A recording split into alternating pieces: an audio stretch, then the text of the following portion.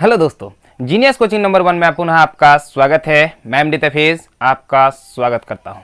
चलिए आज बात करते हैं कक्षा 8 के गणित एक्सरसाइज 6.2 सवाल नंबर 2 का आज 4 पे बात करेंगे। तो चलिए सवाल नंबर 2 का 4 नंबर देखते हैं।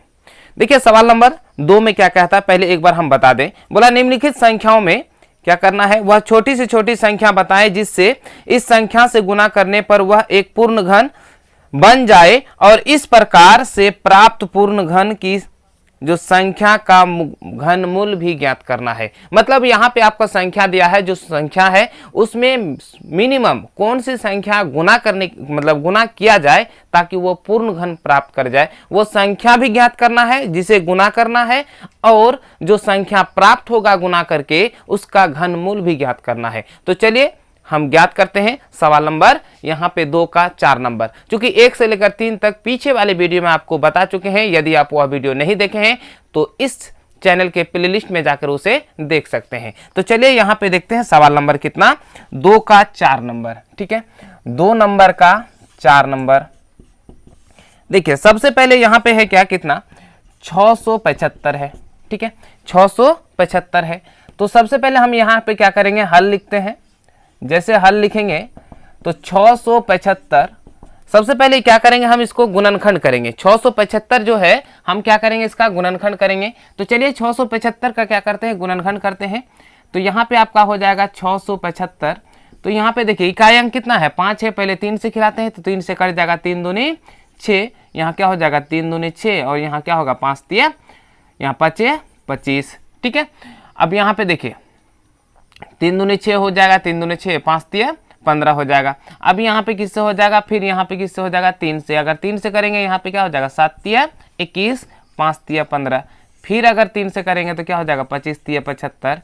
अब यहाँ पे कट जाएगा किससे, 5 से। देखिए घनमूल के लिए, अगर घनमूल होता है कोई भी संख्या या पूर्ण घन होता है, अगर घनमूल किसी संख्या का निकालते हैं या फिर पूर्ण घन होता है, तो पूर्ण घन होने के लिए उसमें गुणनखंडों की संख्या 3 का जोड़ा पुरना चाहिए। कितना का जोड़ा, 3 का जोड़ा पुरना चाहिए। जो कि इस संख्या में देखिए 3 का तो जोड़ा है, एक जोड़ा, लेकिन 5 का 3 का जोड़ा पुराने के लिए कितना 5 चाहिए, और एक 5 चाहिए। यानी 675 को यदि हम 5 से गुना करेंगे तो हमें पूर्ण घन प्राप्त हो जाएगा। यही चीज हमको लिखना है। क्या लिखना है कि 675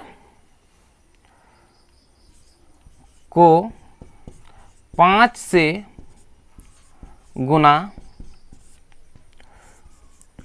करने पर पूर्ण घन प्राप्त होता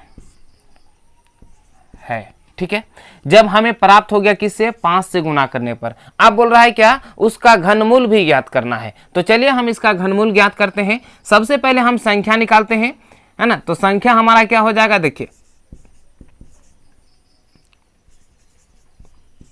संख्या बराबर क्या हो जाएगा, देखिए क्या हो जाएगा, 675 गुना 5। यदि इसको गुना करेंगे तो क्या हो जाएगा, 5 25, 7 5 35, 2 37 की 7, 6 5 30, 3 कितना हो जाएगा 33।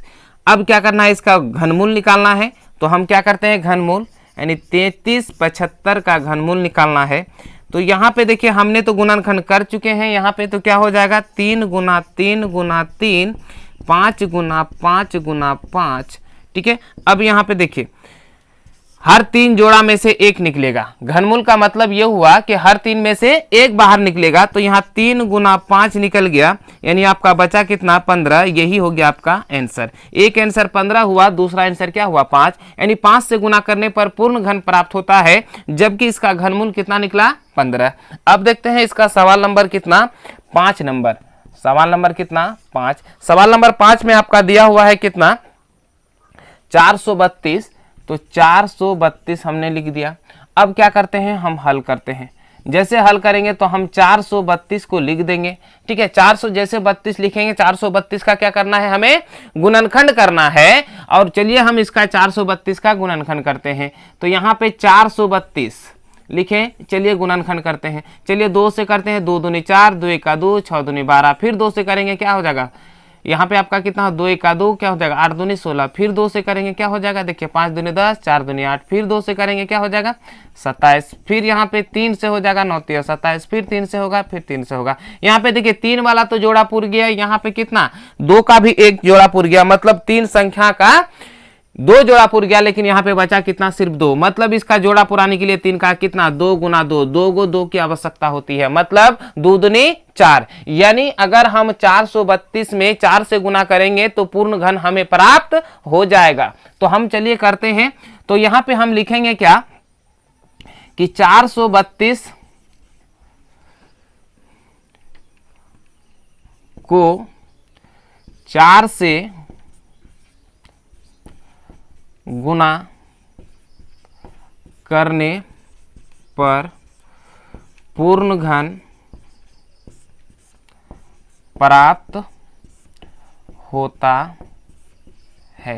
ठीक है, तो ये तो हो गया हमें किससे गुना करने पर, 4 से गुना करने पर। अब दूसरा संख्या इसमें बोलता है कि इसका घनमूल भी ज्ञात करना है। तो पहले हमें संख्या ज्ञात करना होगा, तो चलिए हम संख्या ज्ञात करते हैं। संख्या बराबर क्या हो जाएगा 432 गुना कितना हो जाएगा 4। अब यहाँ पे देखिए कितना हो जाएगा 4 दूनी 8, 4 तिया 12 की 2, 4 चौके 16, कितना हो जाएगा 17, ये हो गया। अब इसका घनमूल निकालना है।